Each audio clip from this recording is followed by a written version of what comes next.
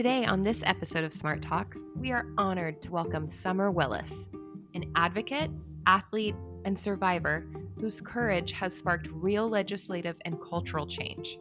Summer bravely shared her story publicly and went on to champion the Summer Willis Act in Texas, which was a landmark piece of legislation named in her honor. This act clarifies the legal definition of consent, including a critical stipulation that there can be no consent when a victim is intoxicated or unaware that an assault is happening. Her work has strengthened protections for survivors and forced the system to evolve in ways long overdue. Beyond her advocacy and policy, Summer has also carried her message across actual miles. We talk today about the unforgettable symbolism of her crawling the Austin Marathon, a powerful metaphor for a survivor's healing journey, and the often slow, painful crawl towards justice. Through her athleticism, her activism, and her unwavering voice, she reminds survivors everywhere that they are not alone, and that forward movement, no matter how slow, is still movement. Summer embodies resilience in action, and we are so grateful to share this conversation with her today. Hello, and welcome back to another episode of Smart Talks. We are so excited to have Summer Willis here with us today. She is an incredible advocate, incredible mom, and an amazing athlete. Just wait until you hear her story. I mean, you will be blown away. So, Summer, thank you so much for joining us. Thank you for having me. I mean, just diving right in, can you tell us a little bit about yourself? I mean, who you are today, and then also kind of your experiences that have led you into this, onto this like unbelievable journey. It has been a crazy journey, but I think that I want to start at the beginning, as you said, which was 12 years ago. I was in college and I was at a fraternity party and I was assaulted by someone I considered a friend. And he published it in the fraternity newsletter. It just went to everyone and I became a shell of myself, right? I lost hope that I could have a regular future. I stopped talking to friends and going to classes, talking to family. I just didn't want anyone else to know and carried this shame for a long time. It wasn't until 2 years later, when I was a senior, that I finally told a therapist, and she told me, like, get out of Austin, like, you need to try to start again. And so I studied abroad, and it was a comparative education and social justice program. And I finally started to realize that by doing good and trying to help people, that made me feel a little bit like my old self. And so I, after college, joined Teach for America and Peace Corps, but it really wasn't until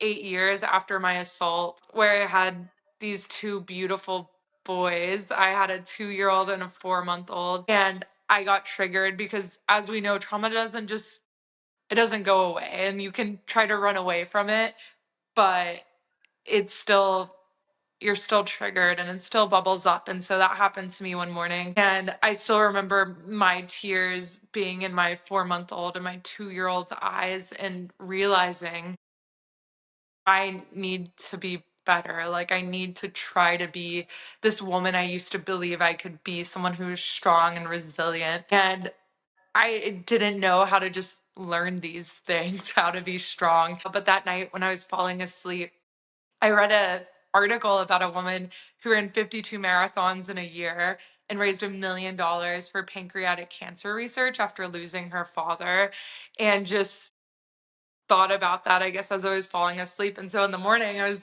not being able to run a mile, but with this conviction that I was turning 29 in 3 months and I was going to run 29 marathons around our country. And it felt so good to have this goal and this way, even though I think it's a little illogical now, to be able to prove to myself, like, again and again, you're stronger than you think. You're stronger than you know. And I think running those marathons and finally sharing my story and meeting survivors, so many survivors with my exact same story, really began my journey of being an advocate and realizing the power of reclaiming your story and finding community with survivors and allies, then just proving to yourself in these hard situations, like, you never lost your resilience, you just forgot you had it. So that's the beginning of it. So yeah, I was laughing when you called me an athlete because I never thought that I was before then, but I guess I proved to myself I could do hard things and I could be this marathon runner. Yeah, You are 1,000% an athlete. absolutely. I mean, like, I've run marathons, and I mean, to hear you say you ran 29 marathons in a year, like, some people take a whole year just to run half a marathon. I mean, that's where I started, was training for, like, a whole year just to run a half, and then I eventually made it up to a whole, and no matter how many marathons I've run or trained for, like, I always get to a wall. I always hit the wall. In my mind, I'm like, "You are stronger than this, Elizabeth. Like, you can keep going. You survived kidnapping. You survived captivity for 9 months. You can finish. This is not as hard as that." Like, that is, like, the mental voice that's going, but it's still hard, and then as soon as I'm done, I don't think I move for about 2 weeks. Like, going up and down stairs, I'm, like, crawling. I avoid it at all costs. So think basically you were running a marathon, what, every week and a half, just about? That is such a, like, just such a physical feat in and of itself, but then you add on what you are running for and what you are fighting for, and that is also such an emotional, like, feat and toll, and, like, you are so strong. It is so impressive. Thank you. And I think you're right. It was hard in those two ways. Like, one, I literally did a 105 miler to like get to my goal. I was like, I'm doing 4 marathons this weekend because it was the only way to finish. But I took a red eye flight that night so that I was home for my boys in the morning time. And then of course they want to play like chase, and all you want to do is lay in your bed and sleep, but you're having to get up and reminding yourself like, I do hard things. And then, as we know from the Body Keeps Score, it's like every time you talk about your trauma, your body's reliving that. And so I don't know if people realize that when survivors share their story, they're having their bodies going through it again and again. And I know there are breaks that I have to take. I don't know about you, Elizabeth, where it's like, I just, for 2 months, I'm not talking about it. Like, I'm not going to relive that for you, but I know the importance of sharing my story. And I really wanted to show, like, I would wear glitter and I would smile during interviews because I wanted my 19-year-old self and the other survivors feeling like I can't do this anymore to know, like, there can be a happy ending and there is more, and your after isn't the sadness after the abuse, but like you coming back and you being that strong human being. So yeah. I mean, that's such, like, I love your mindset. I love, like, just honestly your power that, like, you're sharing, because you're absolutely right. I mean, sometimes I'm just like, "Okay, let's do this again." And it's not that, like, I don't want to share it, or that that it necessarily, like, puts me right back in, like, a deep dark hole, but sometimes it's just a lot to go back through, and so I can totally appreciate being like, "Yep, I'm done for right now, like, nobody talk to me." I'm pretty sure I've said that to Heather before, actually. I'm like, "I'm done. This weekend, I'm done." Tapped out. I think that's a really healthy boundary though for both of you. I think to like know yourself and your body and your mental, emotional, physical limits to be able to be like, okay, and now we're reaching the point where I have nothing else to give and I'm going to like go back to a shell, or I'm not going to have enough to give to my family or my kids. So I think that that's a really good thing that both of you have built, kind of that kind of like radar in yourself to know when you're getting to that point. That's super healthy. Do you feel like while you were running these marathons that you had, like, a somatic release Yeah. of of the trauma of, I mean, do you feel like it ended up being a healing experience for you? Or, I mean, I could see it go personally. I could see it going either way. Myself. And it did. There was 29 of them. But yeah, I think I thought that what being raped did to me was take away my strength. Like I didn't feel in control anymore. And so I had literally cried at almost every finish line because it just felt like another drop in the bucket of proving to myself, no, you are strong, you are resilient.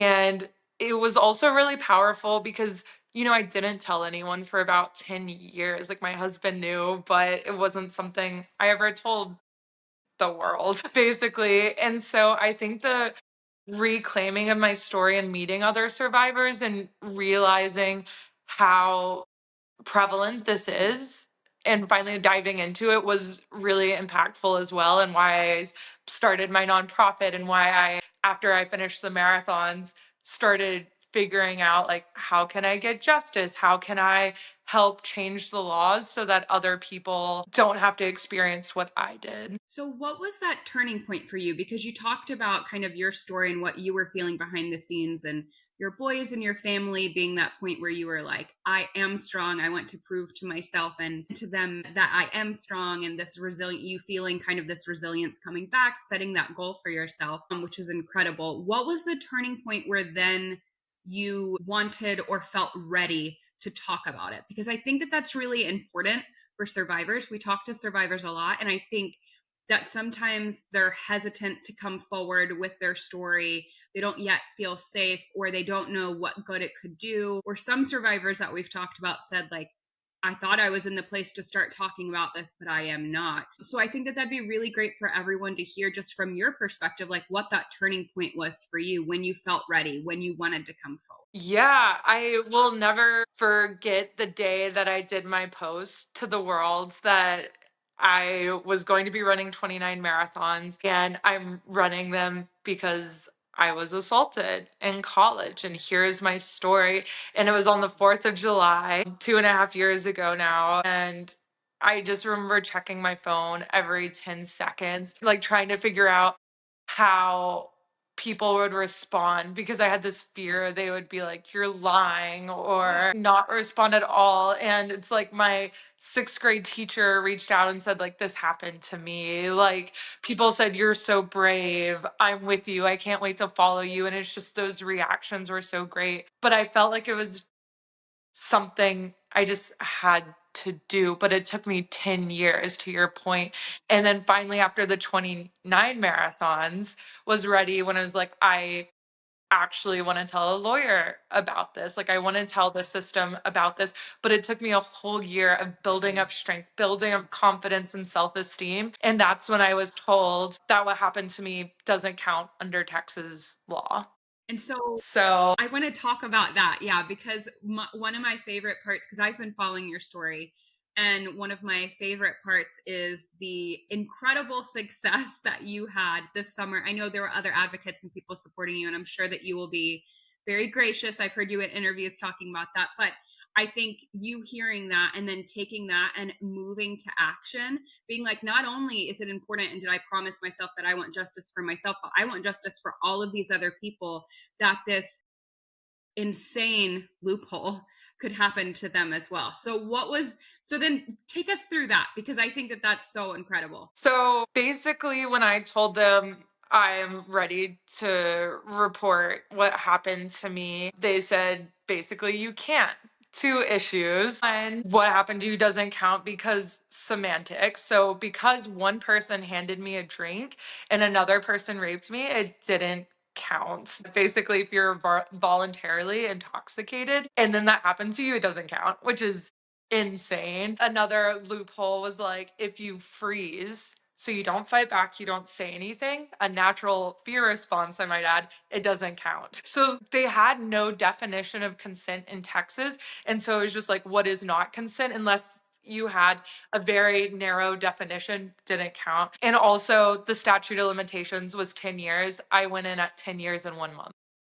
So because I waited 30 extra days, didn't count. So I said, how can I help? What are y'all doing? And they told me about a bill, just a random bill number that they'd been trying to pass for 10 years, and the Senate had never even heard it. So I said, well, I got a lot of attention doing these endurance beats. I'm going to do something for y'all. We're going to blow this bill out of the water. And I started thinking about what it was like to be a survivor over the last 10 years. And I wrote a lot of crazy ideas down. But what broke my heart was the word crawl, because it really did feel like a crawl to get justice, to have to share my story, to be in a healthy relationship, like all of these things. And a lot of people didn't get it. And then I told survivors and they'd start like crying because they got it in their bones like I did. And so I signed up for the Austin Marathon and said, I'm going to go for a world record to crawl this. And we're going, and then invited legislators to join me to go to the finish line. So what happened was I crawled on and off for 22 hours. My hands were bleeding, my knees were bruised. I'm still pretty sure my left knee fractured, but didn't go to the doctor because who has time for that? Just kidding. But I only got to 13.1 miles, a half marathon, in those 22 hours. And, I'd been thinking about this metaphor for a long time, and I was finally living it at 2 a.m. when I was ready to quit, like feeling hopeless and lost and defeated, and like I disappointed everyone, I disappointed myself. And then I had this shift where I realized that I didn't have to be hopeless anymore. I realized I've done so much and it's okay if I stood up. And I finished this marathon in a way that I didn't originally picture. So, with my knees wrapped the next morning, my hands band-aid, I went to the 13.1 mile mark, which I never thought I would be at. And it ended up being right across the street from where I was raped, like on the UT campus. And I was so moved in that moment that I gave myself permission to stand up and to be proud, and that I wasn't on my hands and knees anymore, that I got to be right next to my husband who was there with me, like proud and strong. And I've never run 13.1 miles to the finish line so confident. And that night we were on the 5 o'clock news, like top of the hour everywhere, and people finally heard about this bill that was renamed after me that day, the Summer Willis Act. And so we ended up passing it the final day and the final hour unanimously in three minutes. And so yeah, it felt like a movie, but really, really proud of that. I mean, what a moment. Yes. What a feat, what an emotional moment. And like, I'm so proud of you. Like, I can feel emotional, like, going back to 13.1, realizing it's across the street from where you were raped and standing up. Like, what a moment that must have been. And then to finally see this bill pass in the last moment. I mean, over the years, I have heard so many asinine remarks or thoughts or comments from people in power about victims of sexual violence and just their total lack of understanding or compassion. I mean, like, I'm sure you've heard some of them too, where people are like, "Oh, well, if it was raped, you wouldn't have gotten pregnant. If you were raped, you wouldn't have orgasmed." And I'm like, "Oh my gosh, have you ever been to the doctor? Have you ever had like them like hit the hammer on your kneecap and have the reflex happen?" I was like, sometimes these things happen, and it's not because like it's any less abhorrent. It's not because you wanted it or you invited it to happen. Sometimes it's just a physiological response. Or I mean, I just feel like there are so many people who So many. they just don't get it. They just don't understand. And they've never been in that position of like the power imbalance between like a man and a woman. Like, I work out all the time, but no matter how much I work out, like I'm not stronger than my husband. Same thing when I was running. Maybe actually I could have distance wise outrun him at one point, but never faster. Like if we just sprinted, like didn't matter how much I trained, he still beat me. There's so many things, unfortunately, that go against victims. And especially in the justice system, I feel like victims are put on the stand and it's the jury is deciding, is this victim believable? And I mean, how many Yeah. victims even get that chance to like have their day in court? Thank you for listening to Smart Talks. This is a quick break to say thank you to one of our sponsors. This season of Smart Talks with the Elizabeth Smart Foundation is sponsored by Minky Couture Blankets. At the Elizabeth Smart Foundation, we know the power of comfort and safety, and that's exactly what Minky brings into every home. Their blankets are luxurious, so soft, beautifully made, and designed to wrap you in warmth because everyone deserves to feel secure. We're so grateful for Minky's support in our mission to end sexual violence and to empower survivors. Treat yourself or someone you love to the comfort of Minky and join us in supporting a safer world. Use code ESF, all caps, for 50% off your order today. One of my favorite stories, and it's an example of why I didn't come forward, why I didn't try. It was a 13-year-old girl. She got her rape kit test done. They were in trial, and the defense attorney put her middle school track times up for the jury to say and was like, "You're so fast. Look at you go." A point of pride in her life. This is what she loved. And then he said, "If you were that fast, why didn't you run away if it was really rape?" He said that to a 13-year-old little girl who then didn't run, something she loved, for 5 years, because that's what they do, right? They make you seem like the issue. They call out everything that you did wrong to make you look guilty. And that's what I was horrified of. I mean, you're absolutely right. That is such a disgusting, tragic example. I mean, those are exactly the things that are used over and over. And it's like, my mind is just always blown because I'm like, the victim is not on trial. Why are we not looking at these perpetrators more closely? Why? I realize that America is innocent until proven guilty, but when it comes to sex crimes, I think it should be the other way around. It should be guilty until proven innocent, because exactly for the reason you just said. And how many victims, they just don't share what happened because they think they won't be believed. Yeah, and that's the beauty, I think, of the Summer Willis Act. In Texas, you used to have to prove that you were raped. And now, because of this bill, the perpetrator, has to prove that it wasn't rape. Didn't rape And you. so, Yeah. So flipping it. yeah, exactly. And I think that's so important. So when I mean, what? Yeah, and when you talked about this really beautiful moment that I loved at the end of in the middle of that race, right? Where you've crawled, and then at 13.1 and midway through, you kind of gave yourself permission to stand up. And I just think what a beautiful kind of metaphor and symbol for healing that was, right? Not like you did that on purpose, right? But just that you gave yourself permission.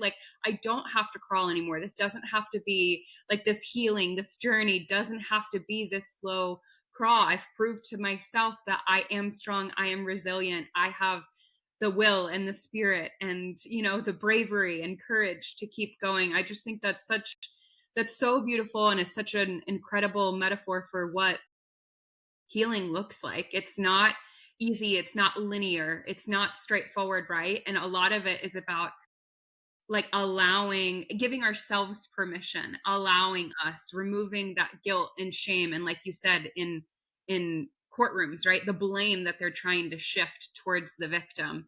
And I think that that's so amazing. And then how incredible it was that night you're on the news, you finally are sharing the news about this act and about this bill, and how 10 years they had been working to get this bill passed, and then when it finally goes to the floor, in 3 minutes it unanimously passes, which is so incredible. But from the time, can you take us through the time that you decided to speak up to when it passed? Legislation is no small feat, and it takes so much. It doesn't surprise me that for 10 years they were trying to get that passed. But during that point, because you seem so confident and so assured as you're telling the story, was there a time in that journey that you thought it might not pass, it might not go through? Yeah. Well, everyone was saying it was impossible, so many people. And I think that's why endurance and advocacy go so well together, because by healing and doing the marathons, I had to figure out every single weekend or every weekend, 2 weeks, whatever, how to get to the finish line. even when you hit the wall, like how to get there. So that was the question with the bill. We had 2 weeks left and the Senate still hadn't heard it. And Elizabeth, to go back to your point, we looked at the person that had been holding this bill up for like the last decade, and 2 of his top 5 donors are accused child pedophiles. And the donors are the ones that are really telling them how to vote. So I called in Virginia Giuffre's publicist, who I had met a couple of months ago, and I said, I need your help. I need your advice. Like, what is the Hail Mary we have to throw? Like, how do we do this?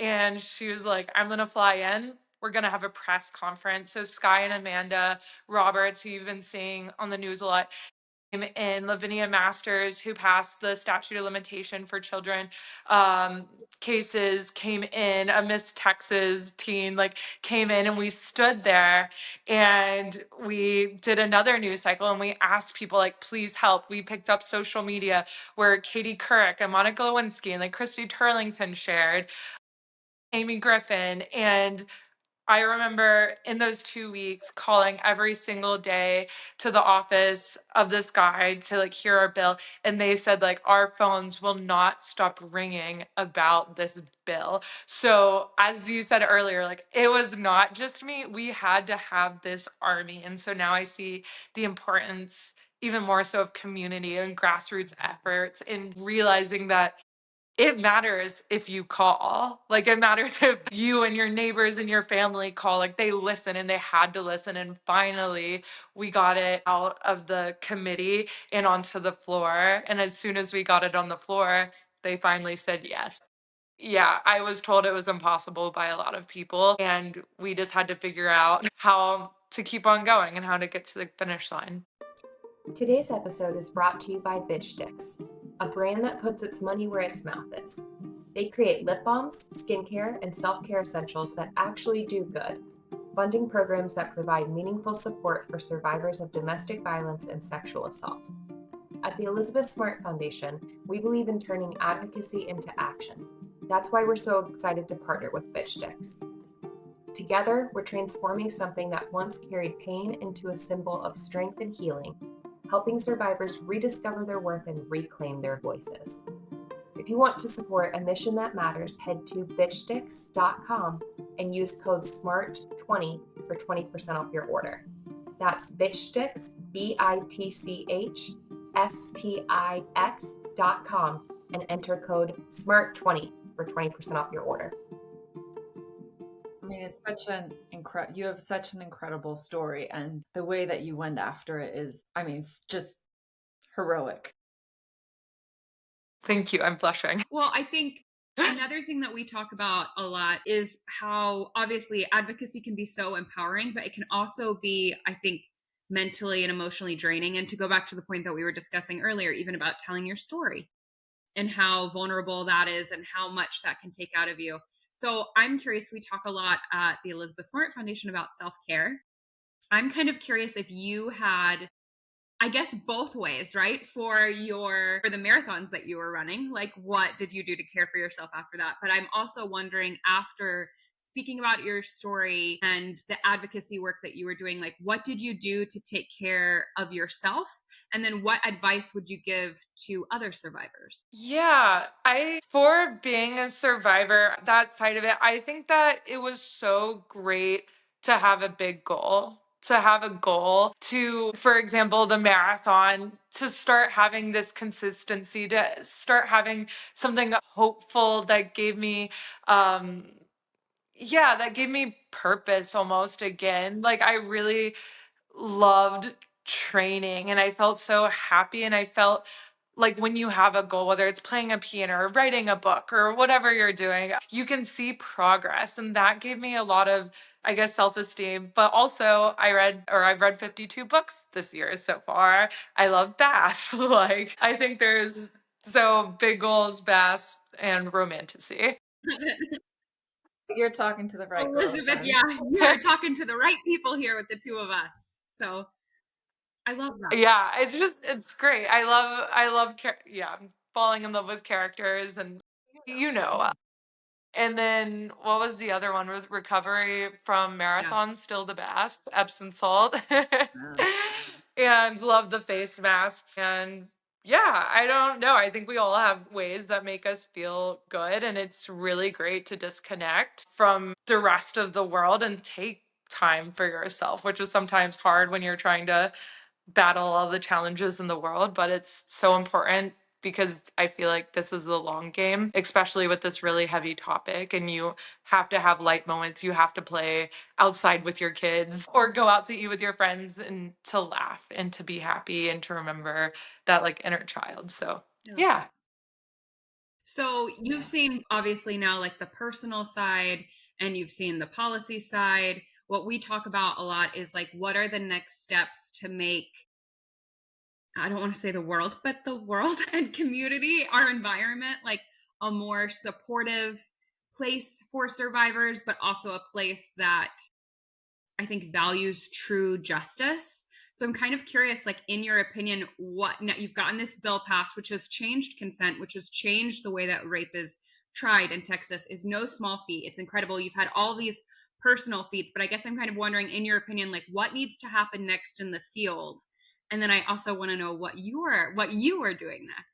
Yeah, well, I think what my charity Strength Through Strides is doing is focusing on the answer to these questions. So, for example, when we passed the Summer Willis Act, I had hundreds of people reach out to me on Instagram and say, like, how do I do this in my state? Or how do I pass a law? And so right now we're creating an advocacy boot camp just for the website that anyone can watch, like with this PR woman who represents most of the Epstein survivors, with Monica Lewinsky about like reclaiming your story, with state legislators and congressional chief of staff. Like we want to give people the tools to be able to go and change state legislation, because if you know, the state laws matter, like it's not really national laws. And so here's how you, an everyday person like me, can affect this change. And here's everything that I learned doing it. I also think shame is something we're really trying to combat, because if you look at violent crimes, like if you get robbed, I think you're 73% likely to go and tell the authorities. We look at sexual assault and you're 21% telling the authorities. So why is there that difference? And my answer is shame. And so something we're doing is trying to think of these like creative solutions, because you can't shove sexual assault down someone's throat. So like we're making a short animated film right now with some absolutely incredible people to take to college campuses and talk about the importance of like healthy relationships. We're doing a national series of Ks during April Sexual Assault Awareness Month, so that you can see like there's businesses that support survivors and they're showing up. Here's your local nonprofits that are helping you. Here's like a self-defense class that's coming to show you this. And then it's almost like a mini 29 marathons. Like we're all running together and really excited about that. And finally, sorry, doing a lot, but we're building out. I realized when talking to people, a lot of people are like, I don't know what to do, especially college students. Like maybe I go to the Title IX office. So we're trying to get funding to create a national map of all resources survivors can take advantage of, whether it's domestic abuse, like housing, or it's Title IX, or where to get your rape kit test. Like we want to be the go-to place for people to be like, what do I do? Here's your options, and here's videos explaining like what each option is. So yeah, and then of course the legislation piece. So those are kind of our steps right now. I think that is going to be that's going to make such a difference for so many people, because I mean, I've had people ask me and I don't always have an answer to give. And so I think what you're offering is amazing. And I think it's going to be very well received and well utilized, honestly. Yeah, well, thank you for saying that. I'm really excited, and I think I'm just creating something I wish I had, because I was on the phone every single day with like the chief of staff being like, what does this mean? What does this mean? Why is it like that? I want to give Bernie Sanders, a chief of staff, told me change is slow, but a story can ignite change. And so I think we know that with our story, how can we use our stories to make sure that doesn't happen to other people, and that creates that tangible change. So yeah. I mean, I completely agree. Like, I know Heather and I talk about it all the time. Like, the statistics are horrific. And when you share statistics, I mean, people are like, oh my gosh, it's so common. Like, how did this happen? But they don't necessarily connect with the number. But when you hear a story and you have a face to put to that story, I feel like that connects on a much deeper level. And you tend to remember that story, and you tend to remember like that person or that person's pain, or you know, what they went on to do. So I agree with that chief of staff. I think stories are much more powerful than just numbers and statistics, although they are good too. It's good to have data, but I think stories are more powerful. Agree. Well, on that note, Summer, you are such an inspiration, like following your story, kind of seeing it in the media, and then getting to talk to you today. Kind of, I know we're not in real life, but it feels like that. We're connected through the video. You are such an inspiration. I think your message of kind of never giving up, and you just, I think, wholeheartedly have this passion where you are going after and attacking this issue and looking at the root causes, like you said, of shame. I think it can make such a difference for justice for survivors. I think for survivors to feel supported and inspired enough to come forward with their story, but also to seek justice for themselves. And just everything that you've been through, I think, is such an inspiration to all of us in terms of finding our place where we can make a difference, where we can do something. Then also as for kind of seeing the path that you took. It wasn't always easy. It was difficult. It took time. But look at all that you've been able to accomplish since the last few years that you've come forward and you've dedicated yourself to this. So just thank you so much for being willing to come and talk to us today, and being willing to share your story, and being willing to talk about all of the good that you're doing and will do in the future. And I can't wait to continue following all the great work that you do. That's it for today's episode of Smart Talks, brought to you by the Elizabeth Smart Foundation. Thanks for joining us as we dive into these important conversations about creating a safer, more compassionate world.